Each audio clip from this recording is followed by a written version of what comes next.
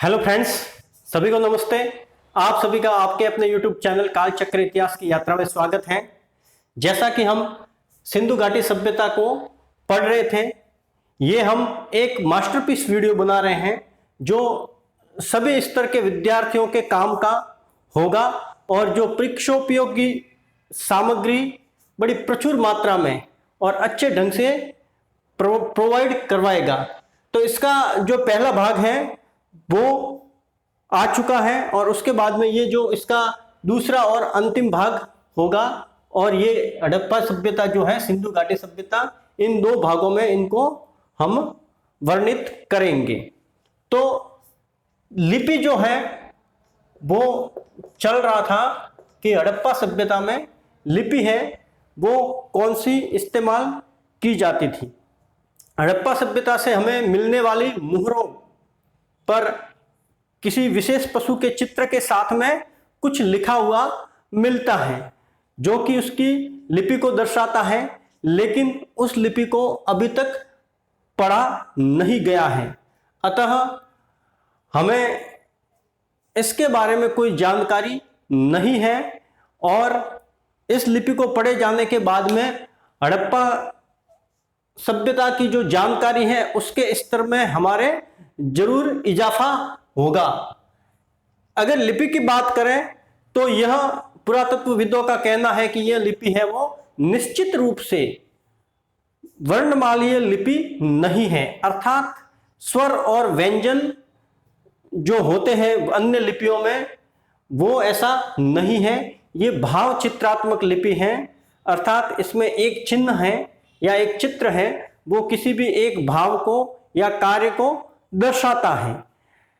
ये जो लिपि है वो दाईं ओर से बाईं ओर लिखी जाती थी और इसको अभी तक पढ़ा नहीं गया है। इसके जो चिन्ह हैं वो 375 से 400 तक खोज लिए गए हैं। अब बात आती है राजनीतिक व्यवस्था की। हड़प्पा सभ्यता में क्या राजनीतिक व्यवस्था थी, इसको लेकर पुरातत्वविदों और इतिहासकारों में बहुत गहमा गहमी और काफी मतभेद हैं। कुछ इतिहासकारों का कहना है कि हड़प्पा सभ्यता है वो पुरोहित राजा के अंतर्गत प्रशासित शासित होती थी। ऐसा उन्होंने मेसोपोटामिया जो दजला फराज सभ्यता है उसको मद्देनजर रखते हुए अपना विचार प्रस्तुत किया है, क्योंकि मेसोपोटामिया में जो धार्मिक कार्यों को संपादित करते थे जो पुरोहित वर्ग था और उन्हीं के द्वारा शासन है वो चलाया जाता था और इसी की समरूपता को लेते हुए उन इतिहासकारों ने हड़प्पा में भी पुरोहित राजा के शासन को बताया है या स्वीकार किया है। एक इतिहासकारों का वर्ग है वो यह कहता है कि हड़प्पा सभ्यता वणिक वर्ग के हाथ में थी, अर्थात जो व्यापारी थे वही शासन को भी संचालित करते थे। एक वर्ग है वो ये कहता है कि अलग अलग नगरों के अलग अलग शासक हुआ करते थे और वही शासन संचालित करते थे, जैसे कि हड़प्पा का अलग शासक, मोहनजोदड़ो का अलग शासक, धोलावीरा का अलग शासक, कालीबंगा का अलग शासक, इस तरीके से होता था। लेकिन इतिहासकारों का एक बड़ा वर्ग है, उनका कहना है कि जो हड़प्पाई पुरावस्तुएं हैं उनमें जो असामान्य एक रूपता और समानता जो देखी जाती है वो एक शासक के बिना या एक शासक के शासन व्यवस्था संचालित करने के बिना कतई संभव नहीं लगती है, क्योंकि ऐसे जटिल निर्णय हैं वो अलग अलग शासन प्रमुखों के व्यवस्था में नहीं लिए जा सकते।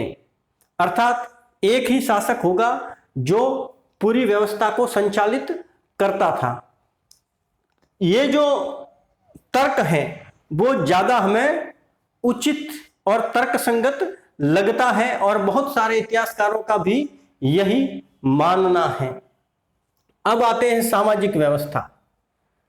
हड़प्पा सभ्यता की दशकों उत्खनन, रिसर्च और शोध के बाद में भी सामाजिक व्यवस्था को लेकर हमारी जानकारी काफी हद तक कमजोर है। क्योंकि परिवार व्यवस्था कैसी थी या नहीं थी, विवाह परंपरा थी या नहीं थी, स्त्री पुरुष संबंध कैसे थे, परिवार में श्रम विभाजन है वो कैसा था, वो हमें जानकारी अभी तक, उस जानकारी से हम काफी दूर हैं। हो सकता है हड़प्पा सभ्यता की लिपि को पढ़ने के बाद में ऐसी जानकारियां हैं उनका हमारा जो स्तर है वो समृद्ध हो। हाँ, लेकिन इतना तय है कि एक परिवार व्यवस्था रही होगी जो कि हड़प्पा सभ्यता में मिलने वाले घरों से हमें पता चलता है। अब आते हैं आर्थिक जीवन। आर्थिक जीवन से तात्पर्य है कि हड़प्पा सभ्यता के आर्थिक क्रियाकलाप क्या थे। कालीबंगा से मिले हुए जूते हुए खेत के साक्ष्य ये इस बात की ओर इंगित करते हैं कि कृषि होती थी, और जो जूते हुए खेत के साक्ष्य मिले हैं वो समकोण पर हल रेखाएं काटती है, अर्थात वो दो दो फसलें एक साथ बोते थे और उन्हें फसल चक्र का भी ज्ञान था। और जो नगरों का विकास है वो यह भी दर्शाता है कि कृषि अधिशेष भी उन्हें निश्चित रूप से प्राप्त होता था, क्योंकि बिना कृषि अधिशेष के नगरों का पनपना कतई संभव नहीं है। बनावली जो हरियाणा के हिसार जिले में स्थित है, वहां से हल्के प्रतिरूप मिले हैं, अर्थात हल्के खिलौने मिले हैं, जो हमें यह बताते हैं कि कृषि में हलों का उपयोग होता था। बैलों से कृषि की जाती थी नहीं की जाती थी इसके बारे में निश्चित रूप से नहीं कहा जा सकता।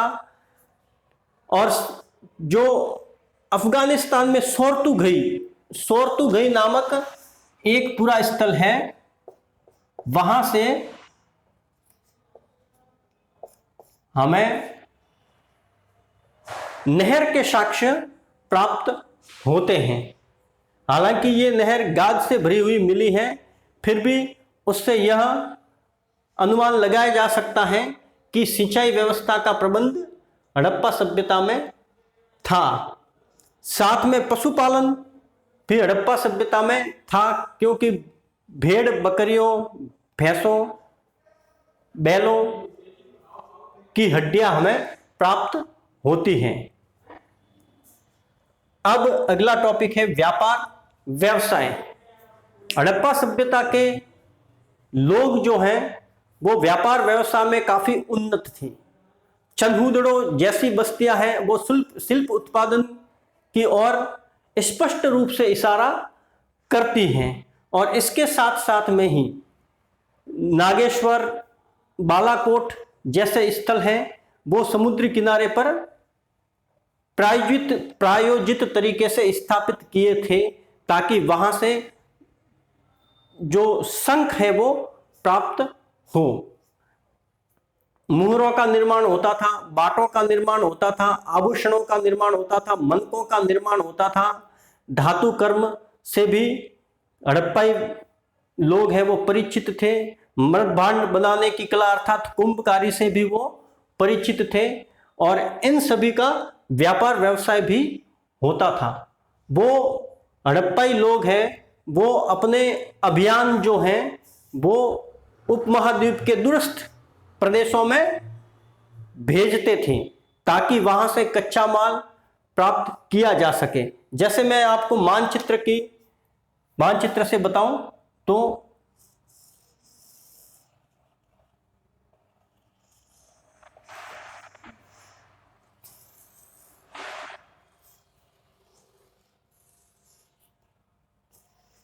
इस तरीके से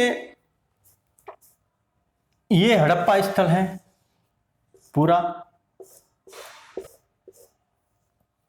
यहां से कोलार से सोना जो है वो हड़प्पा स्थलों पर जाता था। खेतड़ी से तांबा है वो हड़प्पा स्थलों पर जाता था।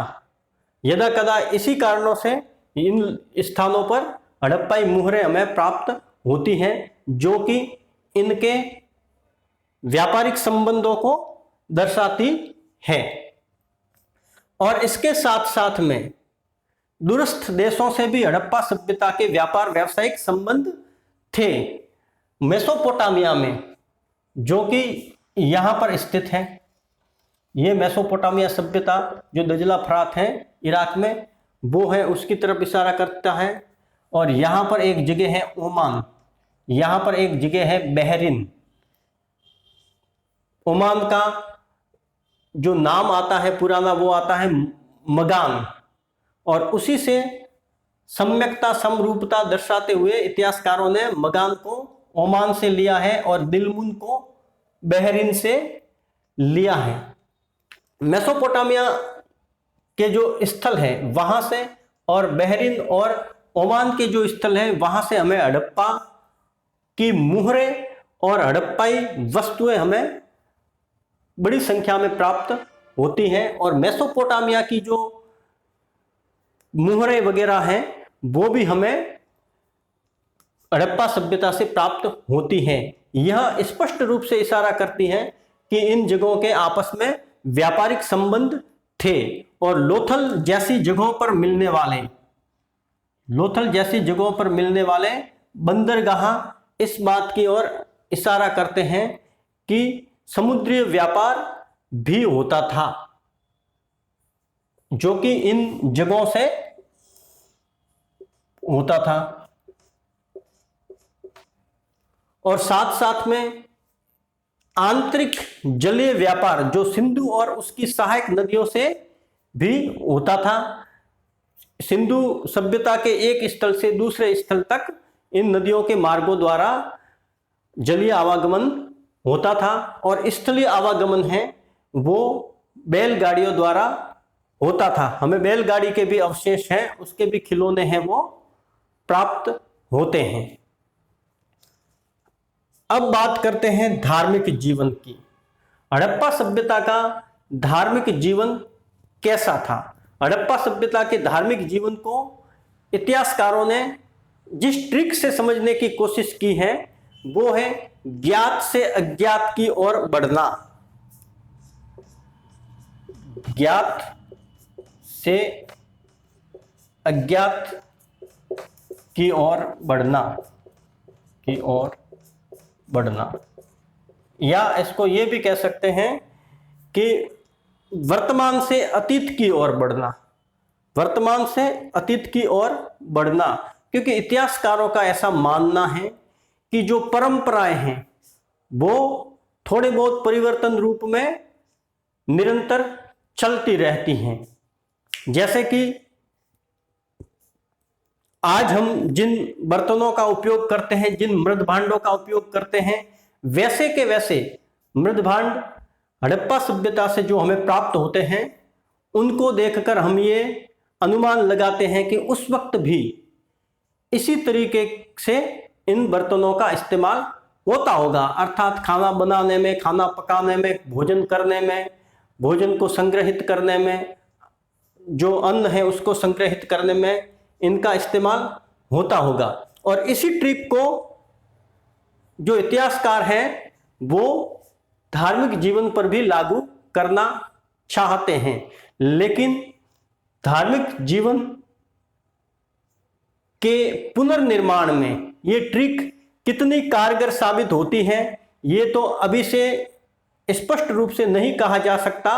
लेकिन यहां ये ट्रिक है वो इस्तेमाल करना ज्यादा उपयोगी नहीं होता है, क्योंकि धार्मिक परंपराएं हैं वो समय के साथ में उनमें बहुत बड़ा परिवर्तन भी आता है और कई बार सिर के बल उलट भी जाती हैं।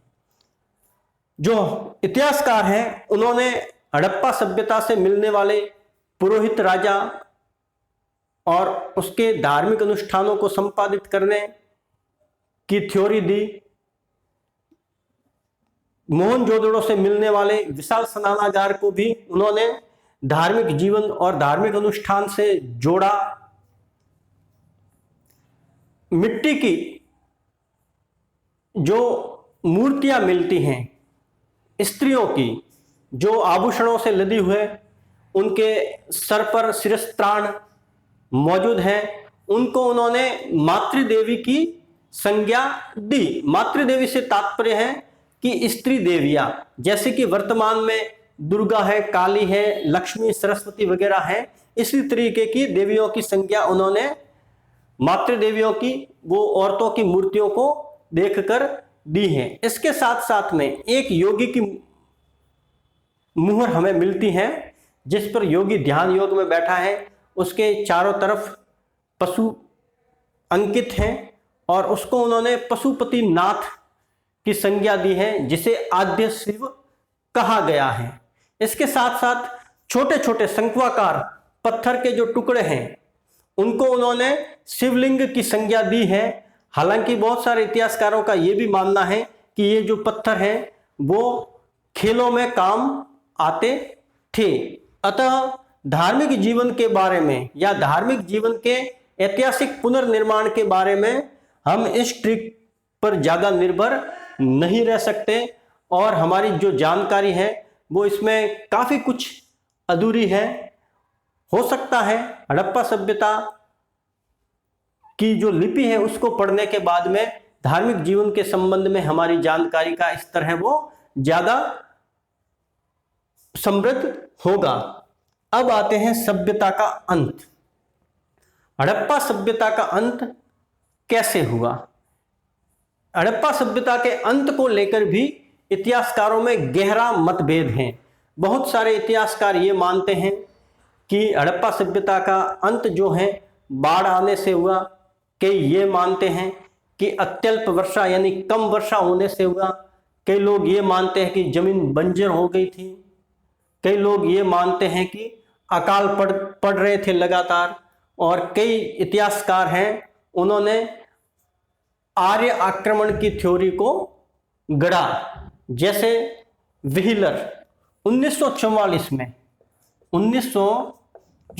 में ब्रिटिश शासन के काल में एक व्यक्ति भारतीय पुरातात्विक सर्वेक्षण का डायरेक्टर जनरल बनकर भारत आया, जिसका नाम था R.E.M.